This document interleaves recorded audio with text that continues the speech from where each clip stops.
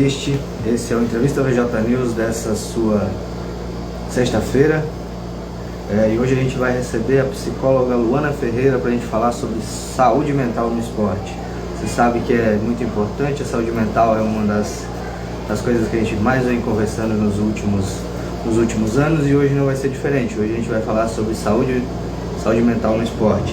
Juntamente com a filosofia, a sociologia e a psicologia compõem as chamadas ciências do esporte. Anteriormente elas eram ligadas apenas com aspectos biológicos. Hoje elas trazem muito questão de situações que envolvem motivação, personalidade, agressividade, violência, liderança, dinâmica de grupo, bem-estar de atletas, trazendo assim um foco diferente para questões e aspectos do dia a dia do esporte. Então hoje a gente vai trazer para vocês aí esse bate-papo bacana com a psicóloga Luana, direto lá de Porto Velho. A gente vai estar esclarecendo dúvidas. Você que nos assiste, quiser mandar as suas dúvidas, pode mandar, que a gente vai estar aí no nosso bate-papo.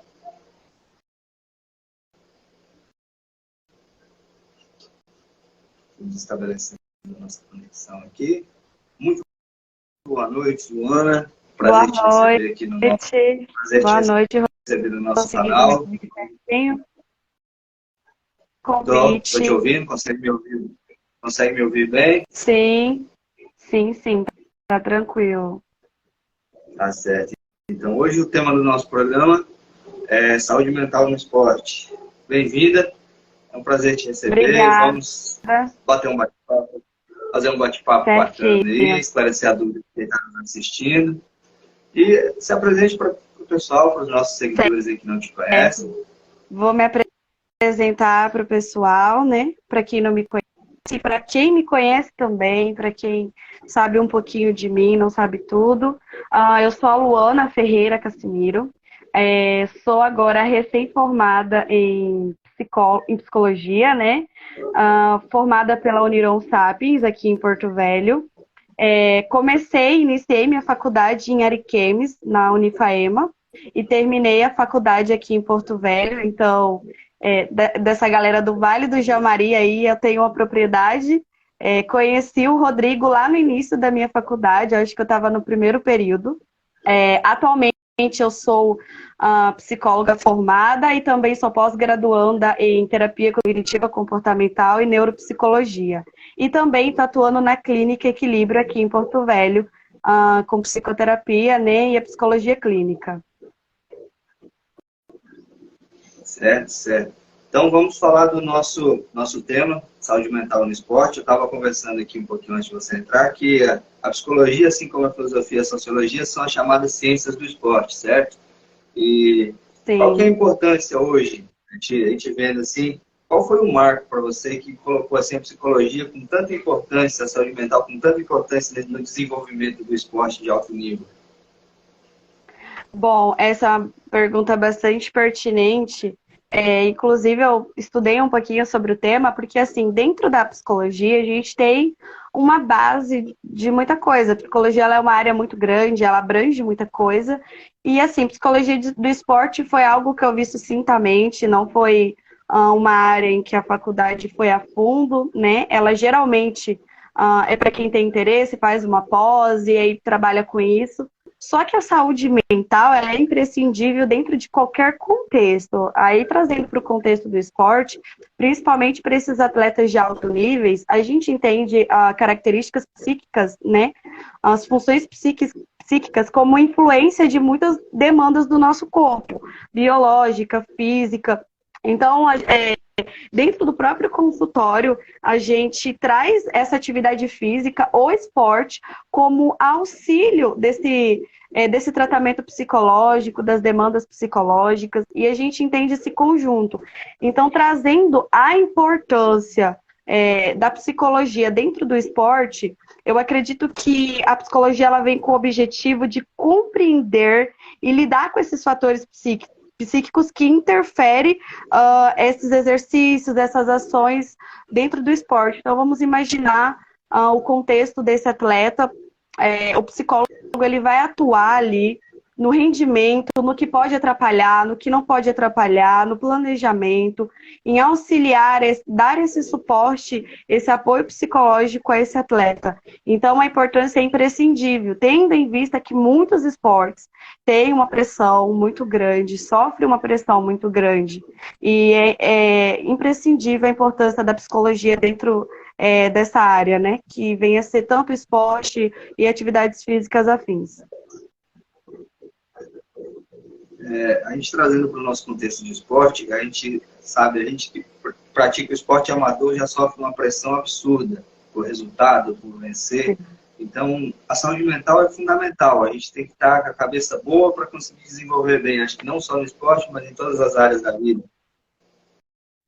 Sim, inclusive assim, a gente tem a atividade física de um contexto geral, a gente trazendo para uma análise clínica, que é a minha atual função e atuação, né? Eu atuo como psicóloga clínica. Um dos fatores importantíssimos é averiguar se o paciente, se ele está tendo uma vida ativa fisicamente, porque a gente entende a atividade física como um dos fatores biológicos muito importantes para esse equilíbrio psíquico do indivíduo, né? Aí, trazendo ao contrário, esse indivíduo ele precisa desse esporte para viver, para sobreviver. Muitos atletas têm o esporte como fonte de renda. A gente percebe e vê que os esportes amadores já têm essa pressão, já traz essa pressão. Imagine esses profissionais de grande porte. Então, assim, é muito importante analisar a possibilidade de trazer esse contexto psicológico para o esporte, né? A gente vem aqui trazendo um pouquinho para o nosso contexto, que é o Vale do Jamari. A galera do futebol é uma galera grande, do vôlei. Acaba que eu percebo que as grandes organizações, né, o governo, os órgãos governamentais, acabam investindo pouco na cultura do Estado, né, na cultura do município, que vem a ser o esporte, né? Eu percebo um pouco investimento por parte dos órgãos governamentais com relação a isso, e eu ainda entendo que é um grande tabu com relação à psicologia dentro desse âmbito, dentro dessa área. É um grande tabu ainda a psicologia para a sociedade. Certo.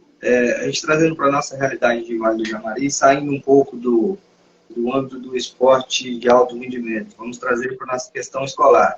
Eu sou educador também, como você sabe, e você acha que a saúde mental deveria ser mais trabalhada também dentro da escola, assim como trabalha-se muito bullying e outras coisas? Até porque na escola a gente tem jogos escolares, tem interclasse, e a gente tem visto muitos problemas de transtorno de ansiedade, início de depressão dentro da escola. Você acha que tem influência também?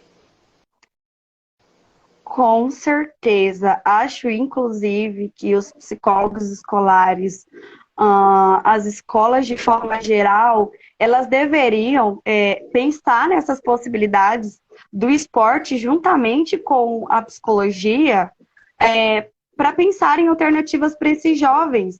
A gente vê, principalmente em escolas públicas, muitos jovens que não têm muitas condições, que não têm muitas condições nem sequer de lazer, e acaba levando para a escola, do esporte dentro da escola, essa única oportunidade de lazer.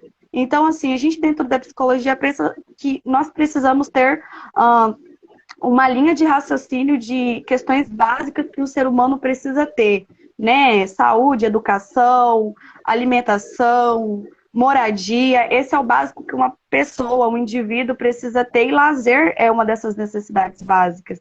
E a gente consegue perceber dentro do nosso estado, dentro da nossa realidade, muitas famílias, muitas crianças que têm dentro do esporte, dentro da escola,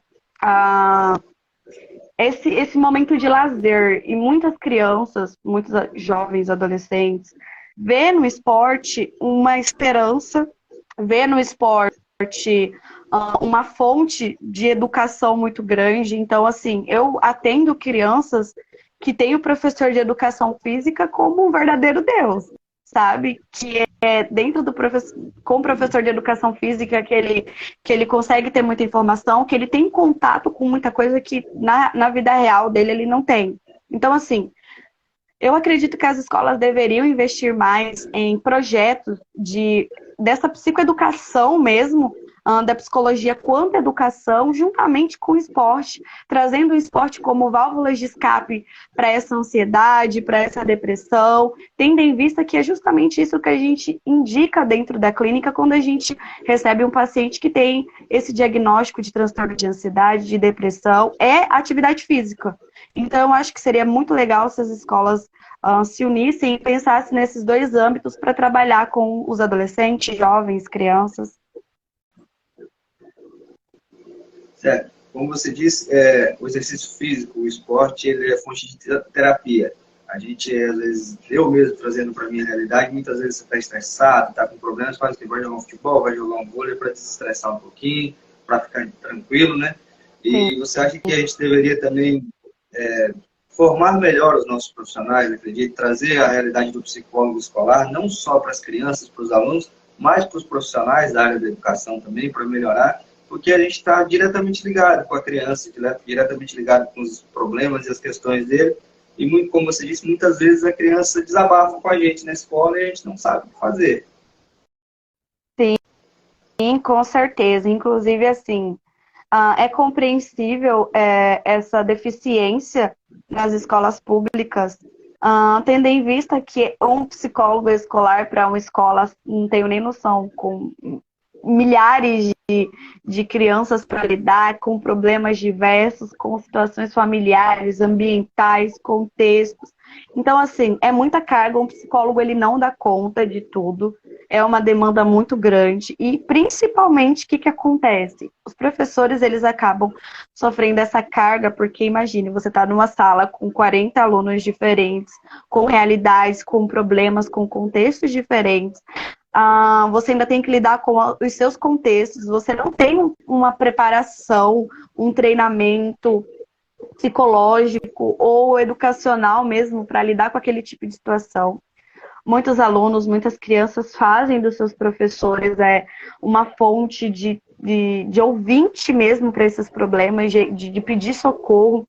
Então, assim, já também atendi, já atuei em escolas com estágios, onde é perceptível a dificuldade, a demanda de sofrimento, principalmente por parte dos professores também. Não é à toa que um dos profissionais que mais tem como diagnóstico a síndrome de burnout, que é uma síndrome com relação ao estresse excessivo de trabalho, né? Eu estava conversando com alguns psicólogos amigos, minha irmã também é psicóloga, e ela me alertou que nós saímos agora de uma pandemia, de 2 anos de pandemia da Covid-19, mas que a gente está entrando no que os profissionais chamam de a pandemia da saúde mental. É realidade isso? Como funciona? E o que a gente precisa e pode fazer para isso não se tornar um problema maior do que já é? Bom, logo quando eu entrei na faculdade, eu vi uma pesquisa que saiu que estimulava-se, né, estimava-se que até 2030 a depressão seria a doença do século, né?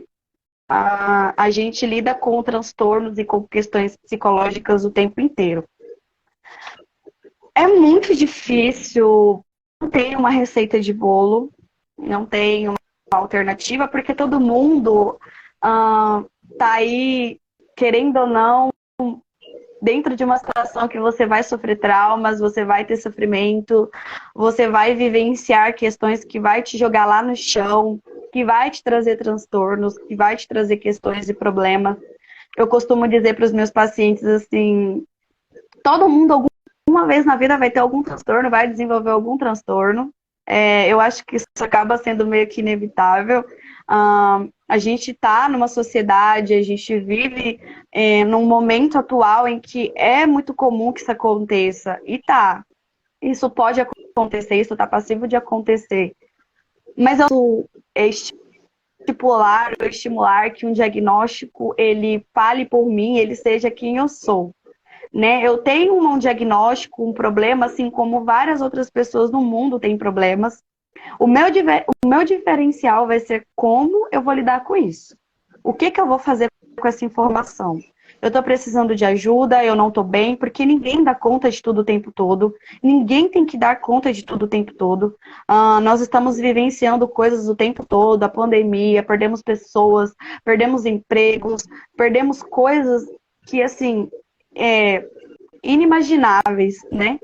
E, assim, vai passar, vai vivenciar, e o meu diferencial vai ser em como eu vou lidar com isso, o que eu vou, como eu vou gerenciar essa situação, como é que eu vou gerenciar esse sentimento, e é isso que as pessoas não estão conseguindo fazer, é gerenciar e é o lidar com as situações, porque essas situações elas vão acontecer, elas são inevitáveis, nós não temos controle. Então eu acho que o meu diferencial vai ser em como eu vou lidar. Como é que eu vou lidar com essas possíveis doenças, transtornos que estão demandando o mundo, o universo, a sociedade? Como é que eu vou lidar? Como é que eu vou gerenciar? Como é que eu vou desenvolver uma inteligência emocional para lidar com isso? É justamente para isso que eu pareço até chata, mas estou sempre indicando a psicoterapia para todo mundo, porque isso parte do meu processo de autoconhecimento. Quando eu me conheço, eu vou saber lidar com as adversidades, com as infelicidades, com as pedras no caminho, entendeu? Certo. Eu conversando com algumas pessoas hoje, até estudando um pouquinho o tema para a gente poder conversar, falava assim, ó, hoje a gente vai fazer um programa, vai falar sobre saúde mental. Mas para que saúde mental? Eu não sou doido. Ainda existe muito preconceito quando se fala de saúde mental. Nossa, muitíssimo preconceito, infelizmente, né? Aí, inclusive, recebi uma paciente semana passada na clínica que ela disse que quando ela foi encaminhada para psicoterapia, ela disse, mas psicólogo é médico de doido? Eu até brinquei, sabe? Eu até falei assim, olha, a gente é médico de doido, a gente é médico de gente normal, a gente é médico em hospital, em escola, a gente vai cuidar da mente de todo mundo, independente de quem seja, de onde esteja, de que condição esteja. A gente está aqui para auxiliar esse indivíduo nesse processo de autoconhecimento. E aí também a gente vai ajudar esse indivíduo com transtornos diagnosticados, com algumas questões, com sintomas. Mas assim, eu não atendo só pessoas que estão com depressão, com ansiedade, que tem autismo. Não, eu lido com pessoas que assim, olha, eu vim para psicoterapia porque eu acabei de terminar um relacionamento, não estou conseguindo lidar e eu estou aqui para isso, ou estou na psicoterapia para me conhecer, para me entender melhor, para conseguir entender qual faculdade eu quero cursar, para me conhecer nesse processo de autoconhecimento. E assim, a gente sofre sim muito preconceito dentro da psicologia, eu já ouvi vários comentários, tanto de pacientes quanto de pessoas próximas, amigos, familiares. Eu já ouvi muito comentário preconceituoso. E aí, o que eu vou fazer com esse comentário? O que eu vou fazer com esse indivíduo? Eu não posso julgá-lo por pensar assim. Infelizmente, essa é a cultura da nossa sociedade. O que eu posso fazer é psicoeducar esse pensamento dele, é mostrar outras alternativas, é mostrar como é o meu trabalho, é levar essa psicologia desmistificada, é levar essa psicologia para todos até ele, mostrar o porquê que não, a psicologia ela não é só para doida, a psicologia é para quem quiser a psicologia. Certo. Acredito que, eu queria ouvir a tua opinião, você acha que falta também, porque se faz tanta campanha, por exemplo, campanha contra o câncer de mama, contra o câncer de próstata, a gente teve agora, terminou o Janeiro Branco, que era a campanha voltada para a saúde mental, mas só se fala muito em saúde mental no mês de setembro, o Setembro Amarelo. Parece que só lembram que a gente precisa combater o suicídio, combater os males da mente e no mês de setembro. Você acha que falta mais políticas públicas também, incentivando as pessoas a procurarem terapia, procurar ajuda no CAPS, nas clínicas particulares? Muito. Infelizmente, eu estudei em duas universidades, duas faculdades. E assim, eu tive professores que têm diferentes opiniões sobre o Setembro Amarelo. Eu tive professores que super apoiam o Setembro Amarelo. Eu tive professores que são absolutamente contra, porque, inclusive, existe sim um estudo em que as maiores taxas de suicídio é no setembro, justamente porque o indivíduo ele passa o ano inteiro tentando fugir daqueles pensamentos de suicídio, daquele pensamento de tirar, de ir contra a própria vida. E quando chega no setembro, as pessoas elas inverteram esses valores, né? O setembro ele é para falar da prevenção à vida, né? Do valor à vida e não do suicídio. Ah, o que diferença vai fazer para um indivíduo que está num processo de sofrimento, que está num contexto de defasado psicologicamente, sem suporte, sem auxílio? Que diferença vai fazer para aquele indivíduo postar na minha rede social alguma coisa correlacionada ao suicídio? Ele quer ser acolhido, ele quer ser ouvido, ele quer se sentir importante. Então, assim, eu acho que há uma contradição nessa prevenção, nesse setembro amarelo. Há uma contradição grandíssima, grandiosa, porque o que eu aprendi, aquilo que eu acredito é um pouco diferente do que se é postado, do que se é. Mas eu também preciso analisar e entender a importância do setembro amarelo. Ela vem como forma de prevenção, de auxílio, de orientação. Porém, eu acredito que, assim, é um mês sinalizante desse fato, desse acontecimento, inclusive em demanda a um episódio que aconteceu, né, com relação ao suicídio. Então, por isso entendeu-se que esse mês seria o mês da prevenção ao suicídio.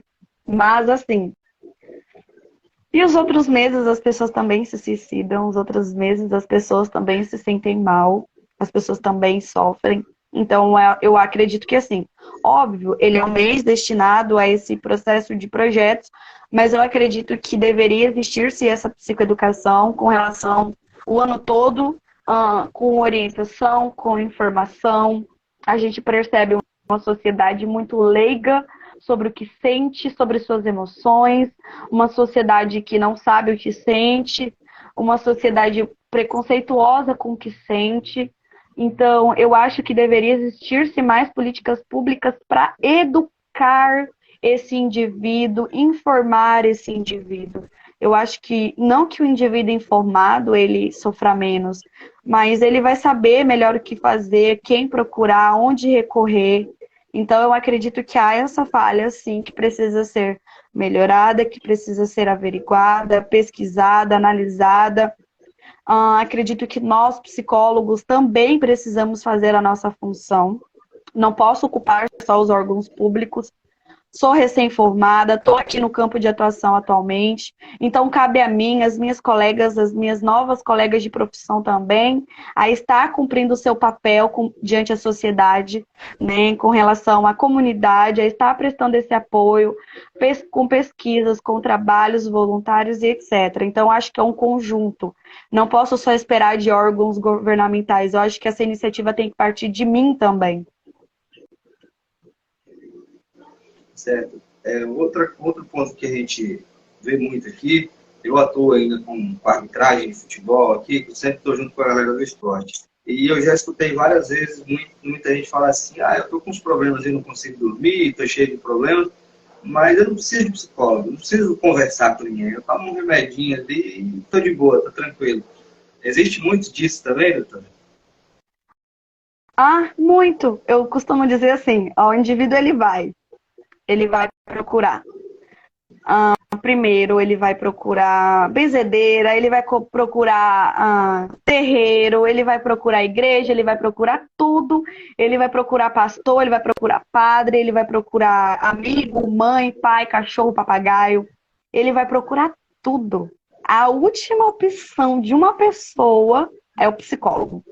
A última da última é assim, eu não tenho mais o que fazer, eu já tentei milagre, não consegui, agora eu vou para o psicólogo, né? E eu costumo até tentar dizer assim, e isso nem é com relação a exatamente a minha crença ou algo assim, tá mais correlacionado com esse tabu de que o psicólogo é um médico para doido, e eu não tô doida.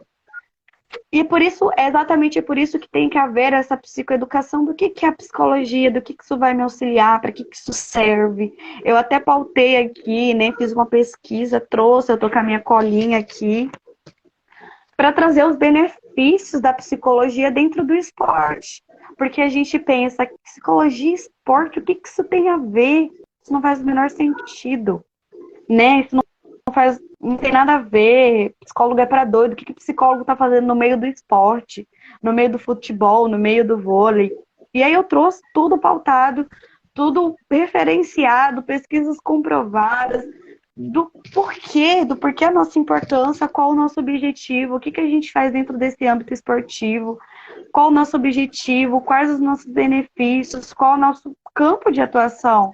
Porque eu entendo, e é comum que as pessoas não entendam, que as pessoas não tenham informação. Ao mesmo tempo que eu também costumo dizer, você está com a informação na palma da sua mão. É só você sair um pouquinho do TikTok, é só você sair um pouquinho do site de fofoca e ir para a rede social, fazer uma pesquisa legal e procurar um tema legal para você pesquisar. Sendo que dentro do TikTok mesmo já traz essas informações, muitas vezes, muito mais que o próprio Google. Então, você tem a informação na palma da mão. Certo, verdade. A gente trazendo para o âmbito do esporte, a gente viu na última Copa do Mundo, trazendo para a realidade do esporte, das 32 seleções que estavam na Copa do Mundo, se eu não me engano, acho que 2 ou 3 não tinham um psicólogo junto com os atletas. E a gente viu a diferença na hora da decisão, na hora ali que a pessoa precisa mostrar um resultado, que a mente às vezes abala um atleta também, que está ali preparado para fazer aquilo, mas às vezes por algum bloqueio não consegue executar. Certo, bacana você trazer isso aí a pautar. Inclusive, a seleção brasileira foi uma delas. Infelizmente, a seleção brasileira foi uma das seleções que não levou psicólogo, né? Que não tem esse apoio, esse auxílio psicológico. E aí eu vou pegar um seguinte contexto, né? Eu até trouxe aqui que a psicologia, né, é esportiva, ela tem como objetivo o quê? Lidar com as adversidades, né, e com as diversas emoções e sentimentos que vai ter em cada competição, que vai ter em cada treinamento. Então, assim, o apoio psicológico, ele vem desde o treinamento, ele não é só ali focado nessa competição em si, principalmente uma competição de alto nível que é a Copa do Mundo. Nem é assim, por exemplo, pautando quais seriam os benefícios que esses jogadores, por exemplo, da nossa seleção teria com relação a um psicólogo esportivo. Seria conseguir manter um equilíbrio do físico, do mental, né? Ele conseguiria fazer uma manutenção melhor dessa atenção, porque os psicólogos, eles trabalham com instrumentos para auxiliar e para gerenciar essa atenção. Ele trabalha também com instrumentos para ajudar esse atleta com a memória, com foco, com concentração, motivação, automotivação, diminuir essa tensão, aliviar essa ansiedade, melhorar essa autoconfiança, ter um autocontrole de autoconhecimento, conseguir alcançar as suas metas esportivas e tudo isso correlacionado a planejamento, porque nós da psicologia atuamos em cima de planejamentos, principalmente a minha abordagem, né, que eu sou da abordagem de terapia cognitiva comportamental, a gente trabalha com essa estruturação de planejamento, de planejar, de auxiliar o indivíduo com relação a esse planejamento, porque nós entendemos a importância disso, principalmente dentro do esporte. E a gente também ajuda a contribuir para possíveis questões psicológicas e psíquicas. Então, assim, aqueles indivíduos, aqueles atletas, quando eles chegaram naquela Copa do Mundo, quando eles chegaram no Catar, cada um deles trazia uma bagagem individual. Então, vamos imaginar que ali um saiu, deixou o pai doente em casa, deixou os filhos, deixou a esposa, muitos não puderam, não levaram família. Cada um ali, mas são podres de ricos, os caras ganham muito. Todo mundo tem problema, todo mundo tem questão. E todo mundo ali já tem a sua bagagem. Então, esses indivíduos, eles já estavam ali, dentro daquele contexto de pressão, tendo em vista toda uma expectativa de uma nação. Você tem noção o que o brasileiro depositou com alma, com a força da sua alma, toda a expectativa naqueles jovens, naqueles homens. Eles depositaram a felicidade de uma nação naqueles homens. E aí tem essa responsabilidade fora o meu interesse pessoal, porque eu acredito que isso é uma questão de realização pessoal de cada um que estava ali. Imagina, conquistar a Copa do Mundo, isso antes de qualquer coisa é uma realização pessoal, profissional. Os caras trabalharam e treinaram uma vida toda para esse momento, né?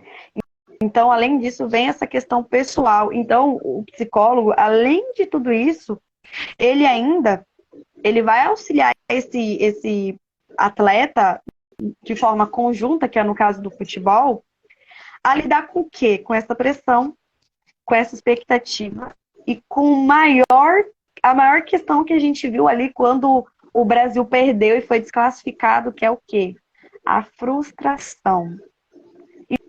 Imagine como que cada um daqueles indivíduos, daqueles atletas, saíram daquele campo aquele dia. Assim, a gente não precisou nem esperar eles voltarem. A gente viu isso dentro do campo, né? Vou trazer um pouco ali o Neymar, né? Podendo ser a sua possível última Copa. Então, assim, a gente viu nos olhos daqueles jogadores a decepção. Então, assim, imagine a frustração de cada indivíduo ali, daquele grupo, daquele treinador, daquela equipe que treinaram, que deram o melhor de si, que estiveram ali, saindo dali, indo para o vestiário. Tava todo mundo dilacerado, ninguém tinha suporte mental para auxiliar o outro. Ninguém tinha esse suporte mental para estabilizar esse outro emocionalmente. Quem que estava ali por eles? Quem que cuidou deles? Quem que ouviu? Quem que acolheu? Quem que ajudou eles nesse processo de frustração? As famílias que também estavam dilaceradas, que também estavam mal, é óbvio que eles vão ter esse suporte familiar, isso é imprescindível. Mas é necessário esse suporte profissional. Nós estudamos 5 anos e muito mais para isso. A gente tem uma seleção brasileira que tem um poder aquisitivo grandíssimo, um poder econômico grandíssimo. O que seria contratar ou levar 2 ou 3 psicólogos para essa equipe? Ainda que fosse só um. Então, é essa a minha opinião com relação a essa pauta, né? Inclusive saiu em vários sites, eu até repostei no meu Instagram, que a seleção brasileira não levou nenhum psicólogo, e a importância disso, né, comparando a outras seleções que tiveram esse apoio psicológico, esse suporte psicológico. A gente pega aí atletas de alto rendimento, vamos pegar aí um dos maiores da história, Cristiano Ronaldo. Ele fala declaradamente que ele faz tratamento, faz terapia com psicólogo, ele tem um psicólogo que acompanha ele todos os dias. Ele tem uma mente fantástica. A gente vê que ele fala que ele é o melhor e ponto, e não tem conversa. Mas isso vem de um trabalho a longo prazo, que ele diz que ele precisava entender como funcionava. Ele diz que ele faz acompanhamento psicológico há mais de 15 anos. É um garoto que saiu de casa aí com 13, 14 anos, está aí atrás de um sonho, que passou por muitas frustrações, como você disse, e hoje é um dos maiores da história. Então a gente tem um exemplo aí de alguém que vai para o caminho inverso do que fez a seleção brasileira, por exemplo. Sim, muito interessante você trazer o Cristiano Ronaldo como exemplo, porque assim, o Cristiano Ronaldo, ele traz tudo aquilo que a gente pede para ver.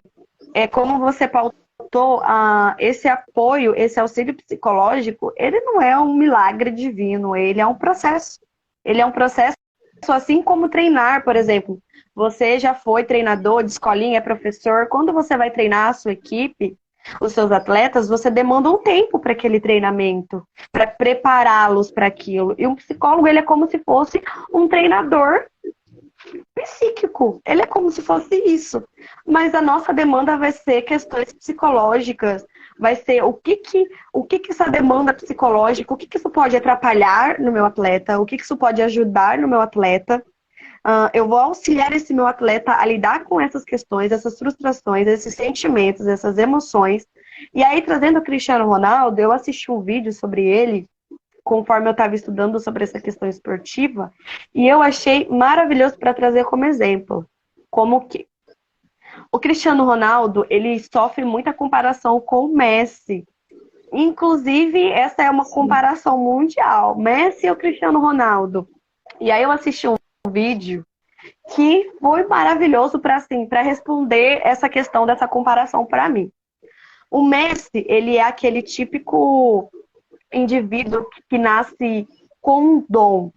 Ele nasceu com aquela capacidade física, psicológica para desenvolver aquela função, com aquela habilidade. Então, o Messi, ele tem aquilo, ele é dele. Essa habilidade de jogar bola é do Messi. Ele tem isso como um dom. Ele só vai e faz, sabe? É como, para mim, atuar dentro da psicologia. Eu tenho conversar, ensinar, psicoeducar. Eu tenho facilidade com isso e tem outras pessoas que precisam se desenvolver dentro desse âmbito. Eu tenho colegas, já tive colegas que têm muito problema com falar em público, com se comunicar. Dentro da psicologia isso é imprescindível. Então, esses colegas, por exemplo, eles precisam buscar outro suporte para conseguir desenvolver esse lado, para conseguir legal dentro da área da psicologia. Entende? Para conseguir se dedicar e alcançar essas metas e objetivos. E exatamente assim é o Cristiano Ronaldo. Diferente do Messi, o Cristiano Ronaldo, ele tinha habilidade de jogar bem, mas ele não tinha esse dom. Ele não tinha, teve que se reconstruir.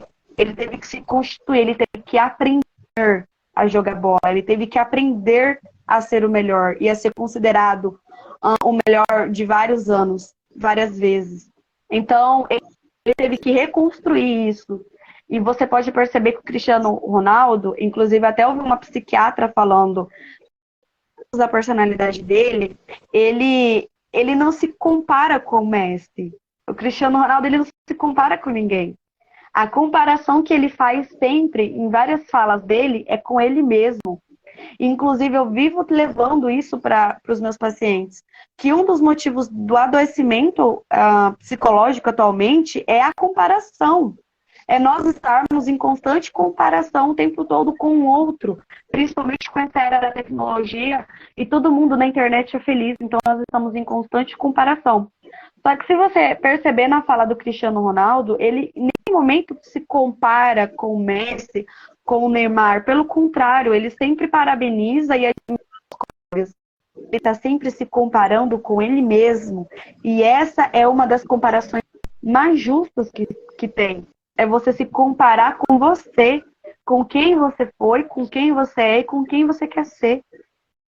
E a todo momento ele faz essa comparação com ele, e é exatamente por isso que ele busca ser o melhor o tempo todo.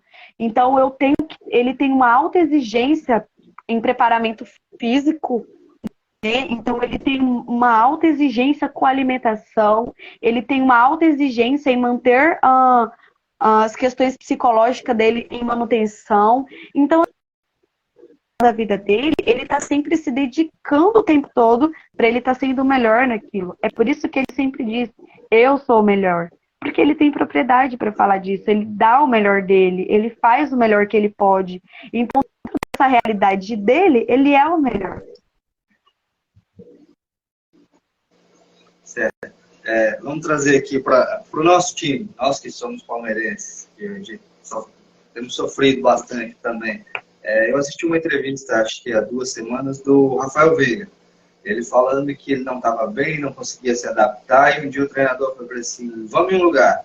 Pegou, colocou no carro e levou. Chegou lá e falou assim, ó, essa aqui é a doutora fulano de tal, psicóloga, você vai fazer uma consulta com ela. Ele olhou assim, mas psicólogo para quê? Eu estou bem, mas ficou, não brigou com o treinador. Ele falou que daquele dia em diante ele passou a ser um jogador melhor e hoje um dos melhores do Brasil.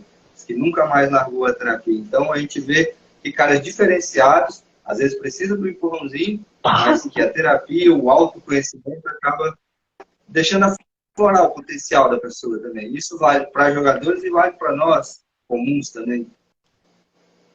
Exatamente. eu sou suspeita. Eu tenho uma grande admiração pelo Palmeiras justamente por esse suporte, por esse apoio psíquico que o time oferece. Eu sou fã de carteirinha do Abel Ferreira, porque o Abel Ferreira, ele é um treinador diferenciado dentro do nosso país, principalmente por esse âmbito, porque o Abel Ferreira, ele dá importância, ele dá relevância a esses aspectos psicológicos do atleta. Inclusive, se você assistir no site oficial, no Instagram oficial do Palmeiras, até reportagens e muitas coisas que o Abel Ferreira traz, ele leva muito em consideração nas falas motivacionais dele. Ele é um grande estudante e pesquisador da psicologia e ele traz isso como pauta dentro do seu treinamento. O treinamento do Abel Ferreira, ele não é só físico, ele é também mental. E por que que o Abel Ferreira ele conseguiu constituir um time que, ainda que muitos jogos demandam ou falta os principais, os mais importantes jogadores? Porque ele trabalha o psicológico desse atleta, ele trabalha nessa função de auxiliar, de apoio psicológico com esse atleta. Então, assim, ele dá um suporte para o atleta.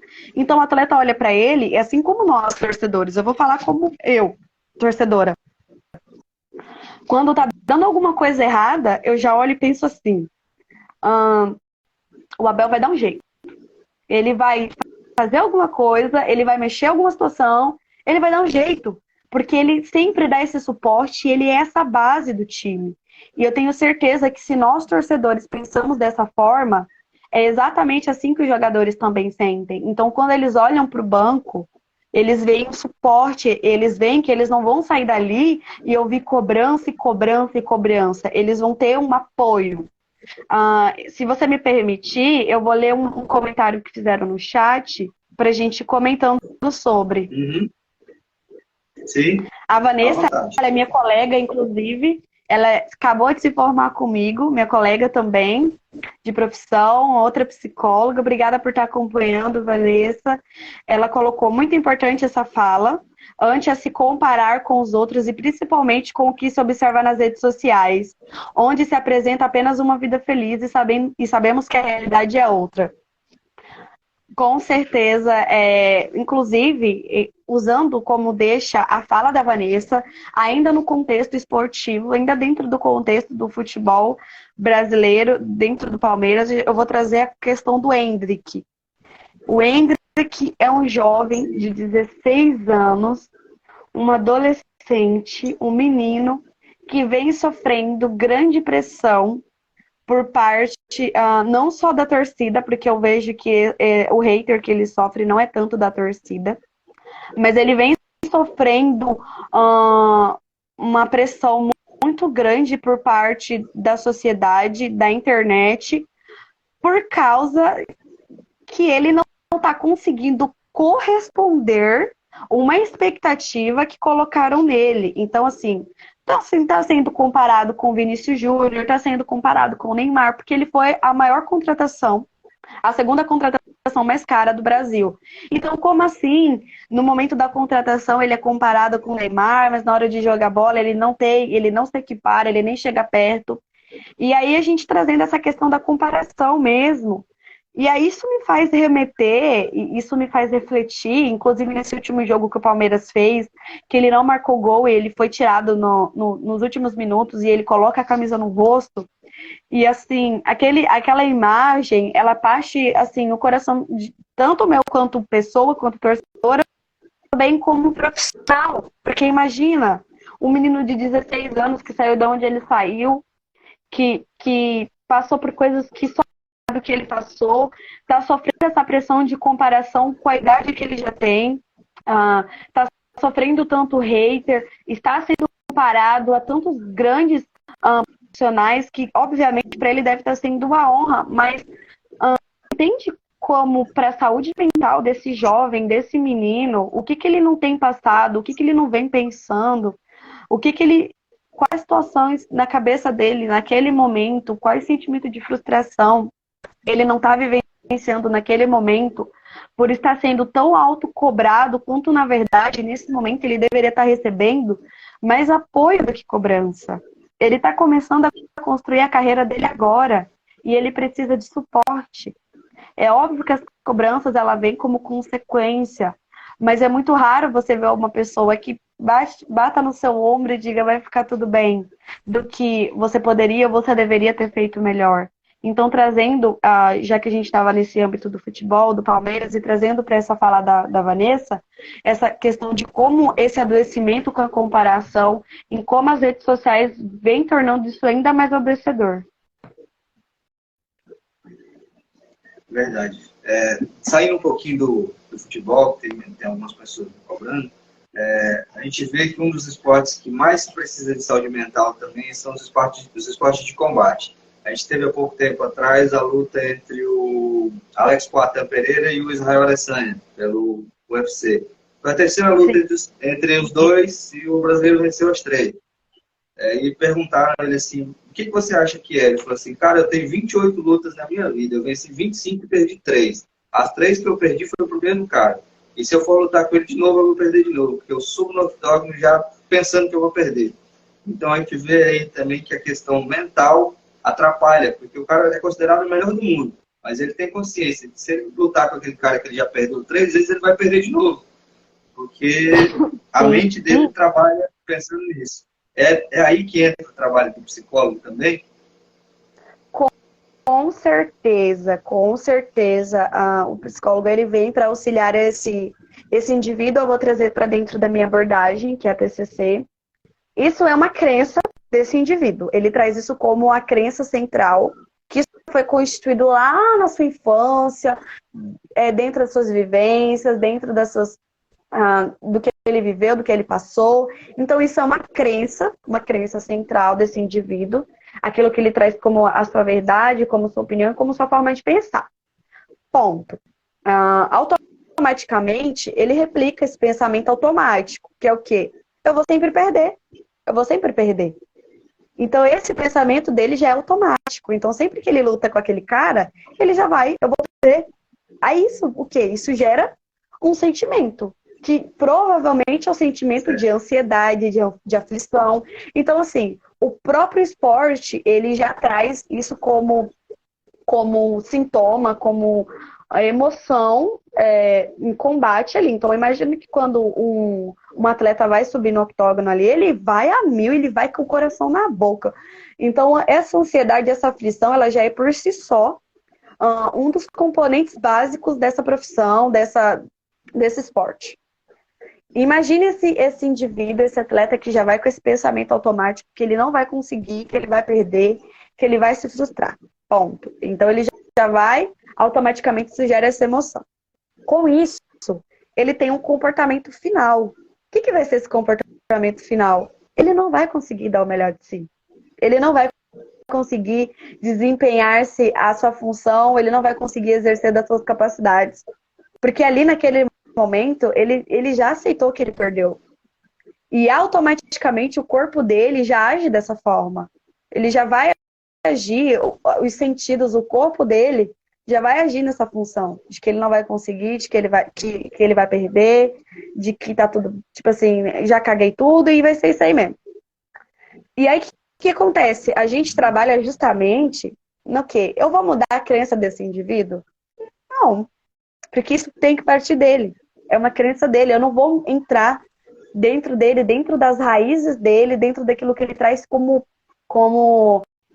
princípio de vida e mudar. Eu não vou fazer isso.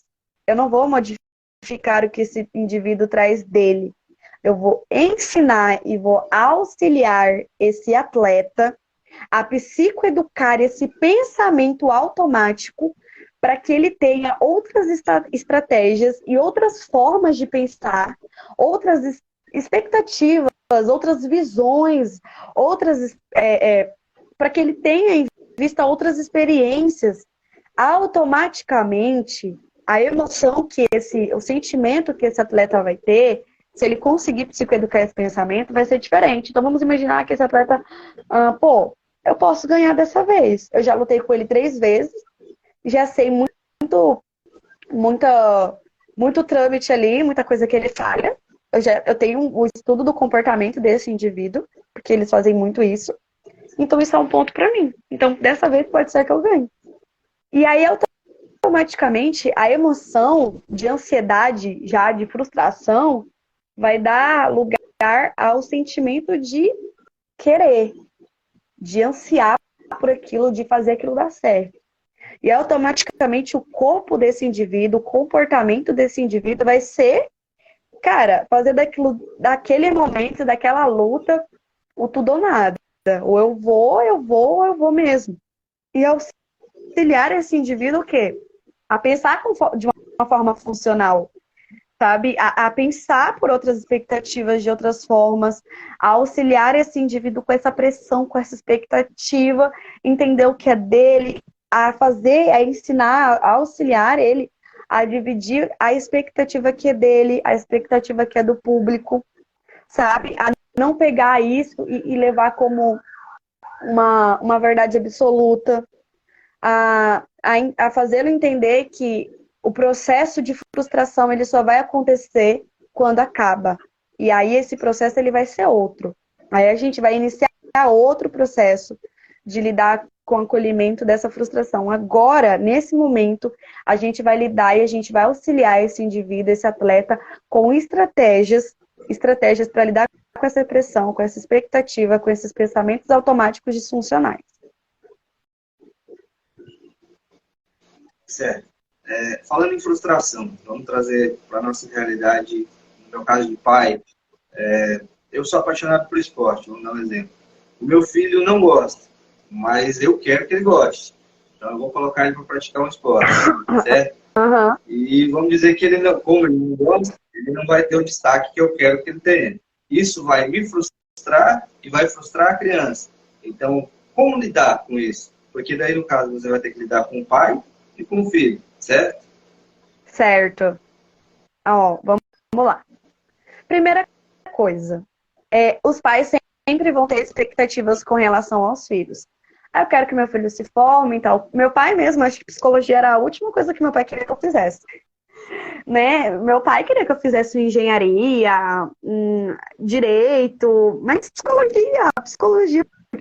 Então, assim, os pais, eles sempre têm expectativas com relação, né? Ele vai querer que o filho faça isso, que o filho faça aquilo, que o filho siga seus passos, que o filho tenha, assim, gostos parecidos com os seus, objetivos parecidos com os seus. Mas é muito importante que um pai, uma mãe, o cuidador, que ele saiba separar essa expectativa com essa realidade do filho. Porque eu preciso entender que eu estou criando um indivíduo independente, que eu vou prepará-lo para esse mundo, mas que esse indivíduo, ainda que ele veio de mim, ainda que eu estou aqui proporcionando tudo a esse indivíduo, ele tem opinião, ele tem características, ele tem uma personalidade e ele tem gostos. E eu, como pai, como mãe, preciso respeitar isso. Então, é óbvio que eu posso tentar criar alternativas. Então, assim, uma das alternativas é: se eu gosto de esporte, quero que meu filho goste de esporte, mas eu gosto mais de futebol, eu gostaria que ele gostasse de futebol, mas ele não gosta. Eu não posso forçar, eu não posso ir contra essa vontade do meu filho, mas eu posso incentivá-lo e deixar ele escolher um esporte que ele quer, uma atividade física da sua escolha.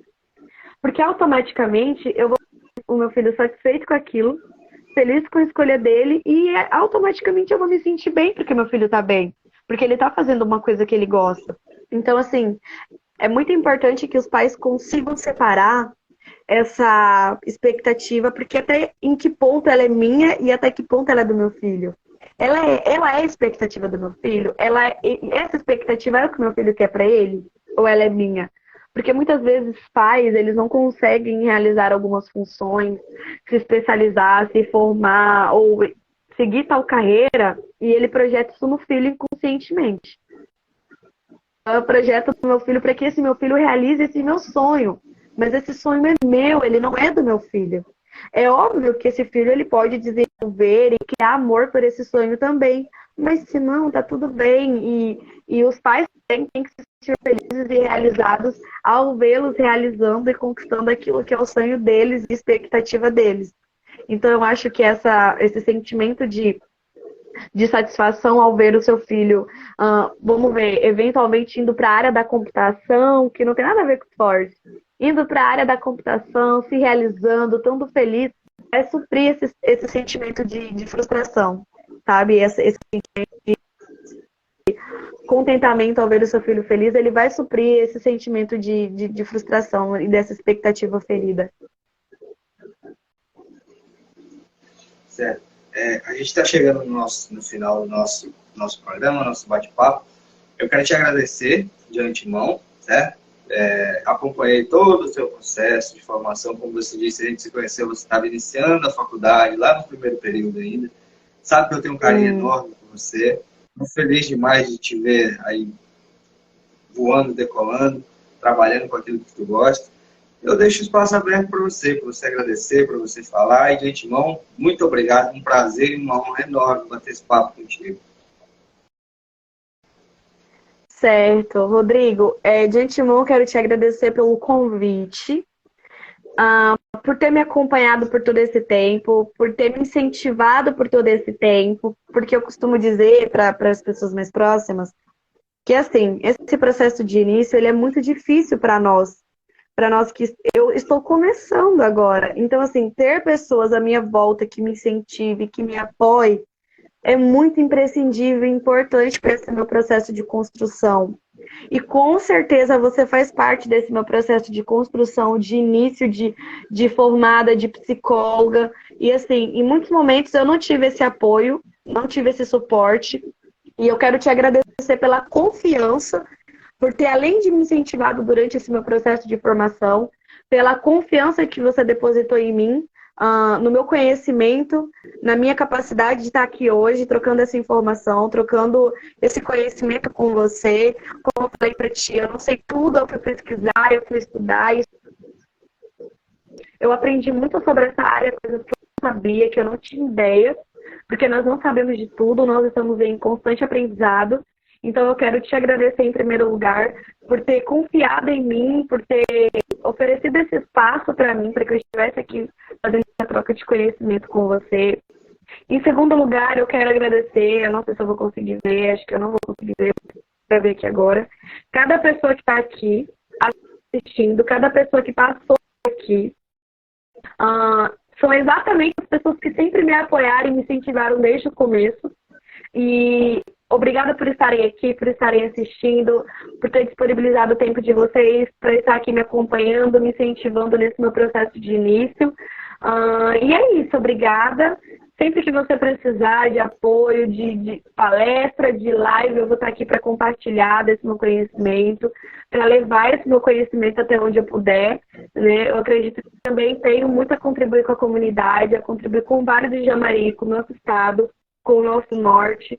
Nós temos profissionais maravilhosos e acredito que é essa construção que a sociedade precisa. Esse compartilhamento de conhecimento.